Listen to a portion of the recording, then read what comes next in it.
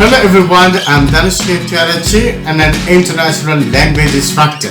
In my video series, I hope of bringing the several comprehensions that are very much worthwhile to improve your imagination through them.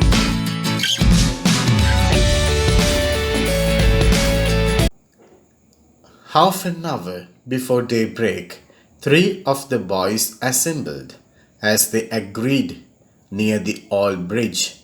The fourth, a boy by the name of Tolly, had not turned up. His absence they did not greatly surprise the others. They knew that his mother did not want him to come on this expedition into the forest. Charles, who was the oldest and their accepted leader, waded downstream to the place where the boat was tied up in the shelter of some overhanging bushes.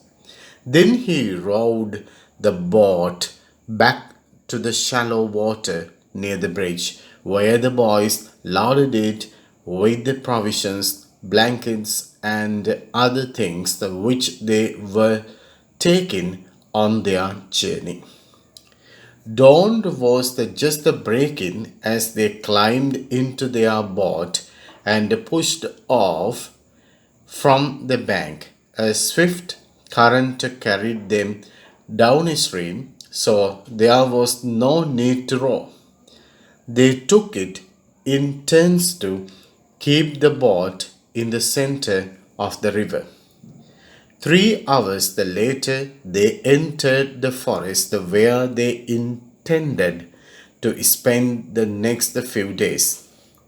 "Let's go ashore now and make some tea," suggested Charles. "No one will see us here." It was forbidden to light fires in the forest, but people rarely came this way. While Charles tied the boat up, the other 2 boys set about gathering wood for a fire. When they came back, each with a large handful of sticks, they found Charles looking very worried. "We haven't got any matches," he announced gloomily. Tolly was going to bring them. This was the bad news. They were miles away now from the nearest shop.